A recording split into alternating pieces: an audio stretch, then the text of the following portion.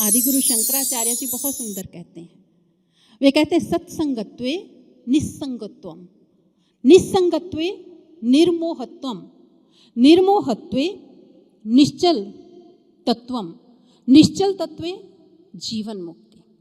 उन्होंने कहा सत्संगत्वम निस्संगत्वम, सत्संग में आप जब आते हैं, जब संत का सानिध्य ग्रहण कर लेते हैं, जब गुरु का सानिध्य ग्रहण किया, ज्ञान लिया, साधना की, ध्यान साधना, अपने मन को दृढ़ कर दिया, अटल कर दिया, ध्यान साधना के ऊपर एकाग्र कर दिया, फिर निस्संगत्वे, फिर मन इस संसार से छूटने लगता है। इस संसार के भीतर हम रहते अवश्य हैं, लेकिन मन का संबंध जैसे जैसे गुरु के साथ जुड़ने लगता है, जैसे जैसे अपने इष्ट के चरणों में स्थिर होने लगता है, वैसे वैसे माया का संग मन से छूटने लगता है।